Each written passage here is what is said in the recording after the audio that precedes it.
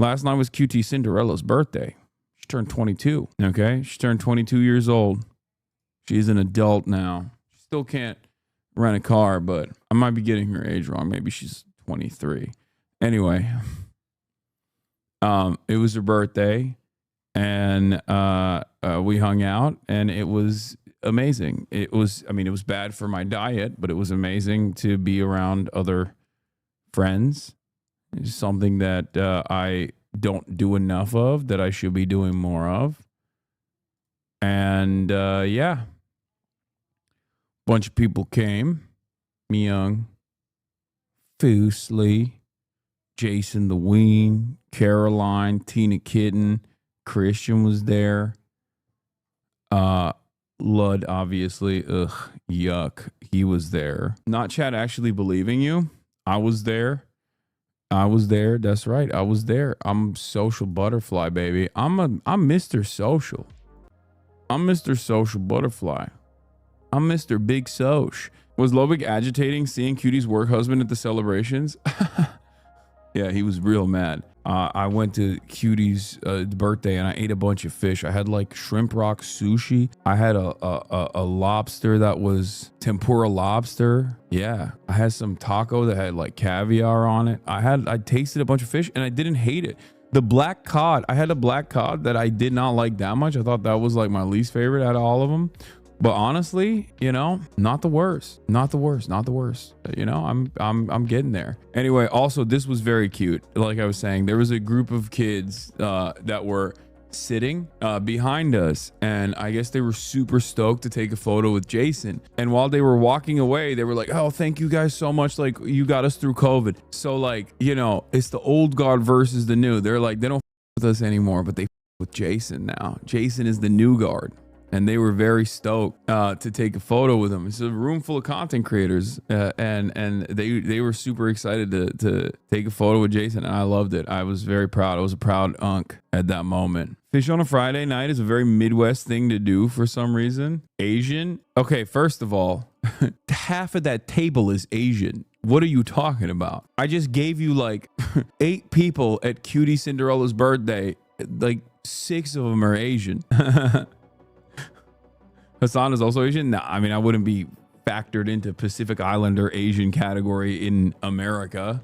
I'm Middle Eastern. I'm the closest I am to being Asian is being white Chinese. I am white Chinese, so I guess I technically am Asian. Right? Like from the steppes. My people are from the steppes. The Asian plain. And I am technically, like, I'm not Han Chinese, I'm white Chinese, like Uyghur Chinese, like Xinjiang style. Big steppers from the steppes. Exactly. But yeah, lots of fun was had. I ate poorly. And I cannot, especially when my dad is here, it's just impossible for me to have like a decent diet. It sucks, but it's the truth. And because he constantly is purchasing treats and stuff, and I tried to have this conversation with him this morning. I was like, Dad, you can't keep buying these treats. I'm like a addict. And it seems like, can you cover Jeremy Corbyn's Gaza bill? Not only will I be covering Jeremy Corbyn's Gaza bill, I'm going to be talking to Jeremy Corbyn next week about his Gaza bill on the stream, ladies and gentlemen. So get excited for that. Okay. Also get excited for this. Here's a 3-way tug between the ladies, Huxley, Honey, and Kaya. They do this every day.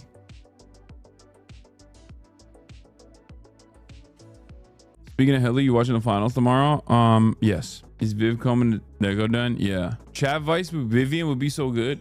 She's 20. What kind of advice is she supposed to give people that are even older than her half the time? Your interviews with Chris Hedges and Dr. Sidwa were incredible, brother. Please upload to YouTube. Your YouTube? I have uploaded both of those interviews to YouTube, my YouTube. You have not seen them on my YouTube, but I have. Twitch app is crashing. I can't see your beautiful face. Her advice can't be worse than every man can be a 7, or it's like a muscle Hassan also. What?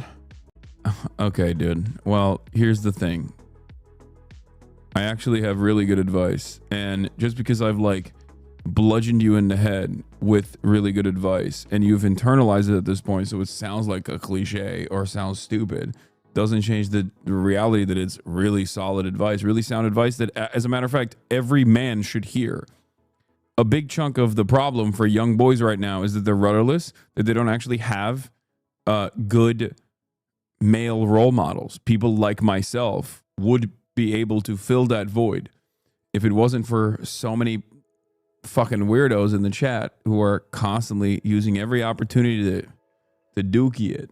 Okay, let's blast off. All right. Karen Bass just increased the police size and budget. Elon's estranged daughter. Her name. Stop calling her Elon's daughter. Guys, this is something that I know. I understand that. I even brought it up to her last time we had this conversation. But like, you have to understand something. Like, it's not for you guys. You're in here already.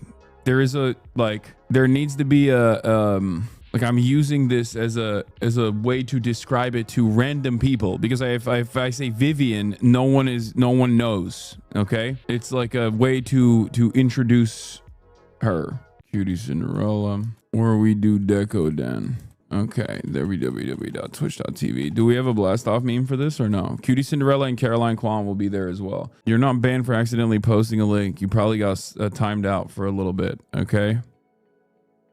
God, how did this happen? I was in such a good mood when I started, and instantly I insta-locked bad mood. You sound sick. Are you okay? I'm not. I'm not. I mean, I am okay, and I'm not sick. At least as far as I know, I'm not sick. I don't know how you even pick out the ridiculous chat with how fast this moves. I read everything. I try to read as much as I possibly can in the chat because I want to have a constant free flow communication, constant back and forth. You know what I mean? This is a dynamic environment.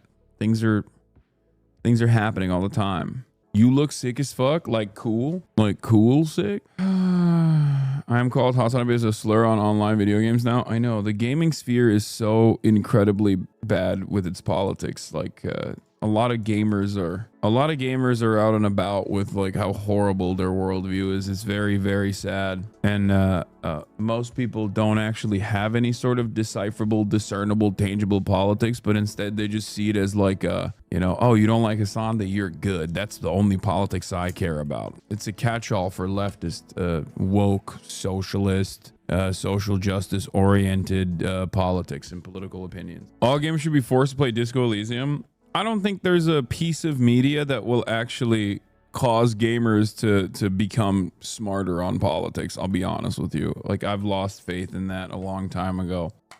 Twitter broke gamers' brains. Honestly, I hear a lot of Twitter talking points in game chats. Yeah. Twitter's impact. Scientists in the future, if there is a future at all, will study Twitter's impact on political discourse and how hard it bricked the brains of an entire generation and how quickly it basically brought back Gamergate to the forefront.